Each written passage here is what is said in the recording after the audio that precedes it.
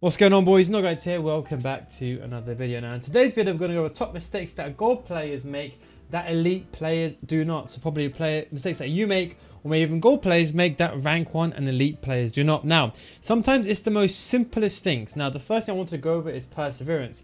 The most common thing between a difference between a gold player and elite player has always been that you're always one step ahead.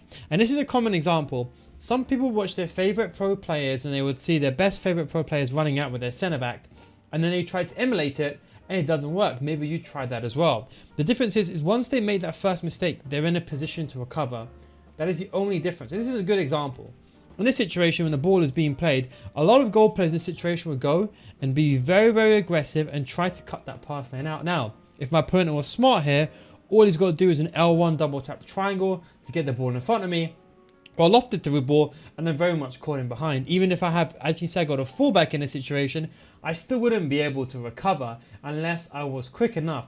But you can see someone else has more experience that realize, okay, that player's done a 1-2. Let me run back and recover. Let me position myself in a good place to recover from the danger. Now, how that happens is when the pass has been made, you can see that player, that Werner's hand is sticking out. That means it's a 1-2, okay? That means he's making a run in behind. Instead of being aggressive, the danger is not at this situation anymore. The danger is here of where the ball is potentially going to be. So I ignore the play on the ball and I go back and I track the run into the space. Now, I don't know where he's going to play the ball, but all I know is if I hold this line and he runs further, he's going to get in front of me. So what I very simply do is when the ball gets played or about to be played, I run back.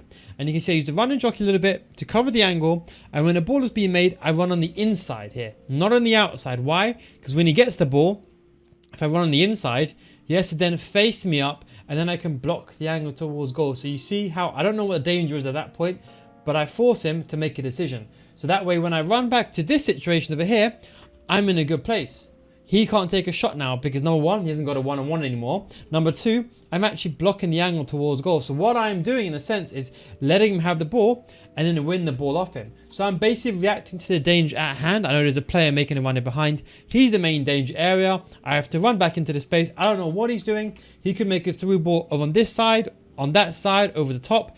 I don't know, but I'm going into the space, making sure I'm in front of him. So if he goes in front, I'm in front to block the angle towards goal. And then when he makes the pass, I'm ready. I get the run and jockey ready, or the jockey, and I close the angle towards goal. Why? It's because eventually he wants to make the shot towards goal, and then I close him out. And that is something that an elite player will do, is that they'll have kind of in their head the map of what's going to happen in the future and react to that danger first, as opposed to being aggressive and then going for the ball.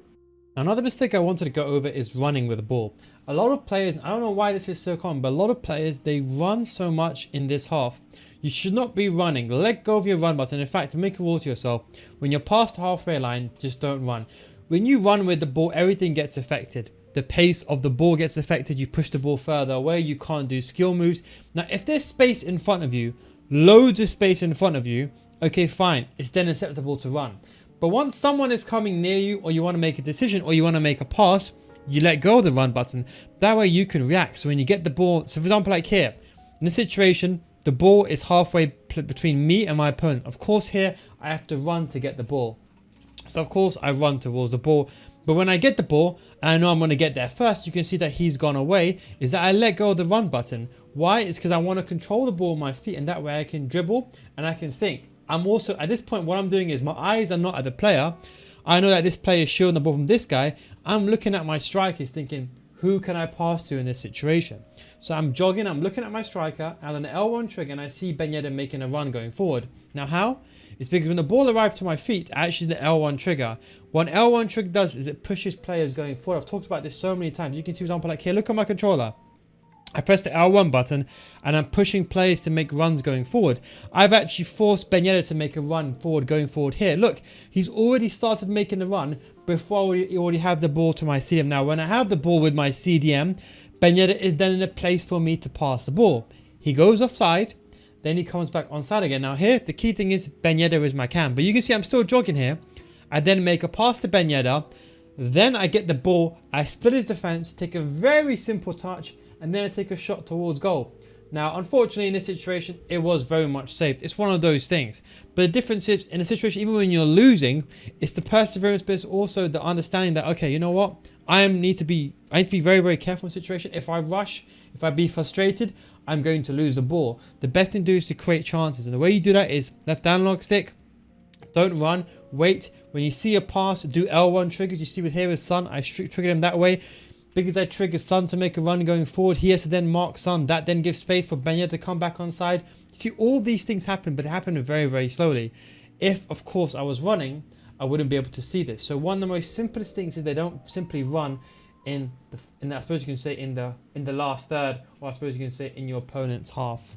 I just want to say, if you do want to get better at FIFA, I do have a paid advanced in-depth FIFA School Series. This is for all levels of those that want to improve in FIFA. This is different from YouTube videos. It's in a progressive learning system where all the videos go completely in-depth with examples and explanations. You won't find these videos on my YouTube channel, and these go beyond the scope of typical YouTube videos. They are very elaborate, in-depth videos in a structured format explaining what you need to do one by one incrementally. So come join hundreds of others in a mature audience community for those looking to get better at FIFA. Patreon.com/NealGuides. Link is down below in the description. Of course, I have all of my previous year's videos that still apply to this year, and I have new videos for FIFA 22 being frequently released, and it's already there already, and new ones coming out to adjust to the patches. It's a complete money back guarantee as well, so if you don't get better after 1 month, I'll refund your money. That is a NealGuides guarantee. Patreon.com/NealGuides. But anyway, back to the video. And the last clip I wanted to show you is the level of risk they take. Now, a lot of players, they take so many risks in their half. I've seen so many goal players here, they get the ball and they just spam the through ball button, or they spam the driven pass. In this situation, you'll see a lot of top tier players, when the first 2/3 is very, very safe. They will switch the ball, they'll play very, very safe, vicarious, understanding what their opponent are doing, and they'll play safe. In the final third, you can then risk the ball. Why? Because if you lose the ball there, you got the whole of this half to recover. If you make a driven pass here and you lose the ball, you've got one defender to recover, and half the time, I promise you this, 95% of all the goals that most players concede are from a build-up play mistake or a counter-attack. That is where most of the goals are conceded from. The key thing is to be safe. See, I didn't make a pass going forward here. You can see I'm actually getting pressed in a 4-4-2 system. But watch how I don't run with the ball. I lob the ball. I'm using the radar here. If you can't see the radar inside the pitch, always activate the co-op camera angle. But you can see in these situations, I'm basically reacting to my opponent. My opponent is pressing me, but I'm not taking any unnecessary risks. I'm making very, very safe passes. If there's players available next to me, I'm doing 1-2s to create space. I'm doing L1 triggers to create space. But you see how I've got from my half to his half quite safely. I haven't lost the ball here. That is probably a bit more high risk, but that's, I suppose you can say that comes low. But you can see how when I get the ball, I've got the ball in space. Then when I get into the final third in this situation, once I get the ball here, then I can start taking risk and I can start making risky plays, because if I lose the ball here, I have the rest of the situation to recover. I've got all these players that I can potentially recover with if I lose the ball here. If I lost the ball early on, I would have been in grave danger. Now have a look at this game. See the score? Before it was 2-0. I'll show you this clip early on. In this situation, I'm basically losing 2-1 now. So I scored a goal. Remember that's the example I showed you? We had to be slow, progressive, and miss a chance, Beneda. But have a look over here. You see the exact same thing I showed you in the very first clip. Perseverance. I understood where the ball is going to be, where the danger is. Then I recovered. I didn't just bang the ball out. I played the ball very, very safe by looking at the radar. Watch how I build up. I use the L1 triggers. I run only when there's space in front of me to build up play. Now don't forget, I was losing 2-0 in this situation. But look how the game turned around. I play slow. Do quick 1-2s, I create space. If I can't go forward there, you see I don't force the ball. A lot of players when they get the ball think, okay, you know what? Let me just force the ball to my striker. I don't pass the ball to my Dembele straight away. I do a 1-2 backwards. I let Beneda make the run. I create space. I do L1 triggers. I push players forward using 1-2s. Then I create space, and just from that, you can see there, another 1-2. See these small progressive plays not running with the ball, keeping the ball safe. I got a bit unlucky there. He intercepted it, but look, I was in a position to react. Unfortunately, the goalkeeper saved it, turned around, played it very, very smart, and I got in back of the net. Now, the truth is, I could have showed you a goal where I was playing perfectly fine, but you see the situation? Yes, it could have been a goal. I got a bit unlucky. It would have been a very nice pass to Beneda there. But you see the ball deflected because my player was in the right place at the right time. Why? Because I did the L1 trigger. When I got a situation here, Maybe I should have took a touch on my right foot and then made a shot towards goal. But you see, just by being slow, by persevering, understanding where the ball is, and kind of outsmart my opponent and thinking one step ahead, I was able to then equalize and get back into the game. And that's the thing. It's all about the small things. But anyway, that's just 3 things I wanted to go over.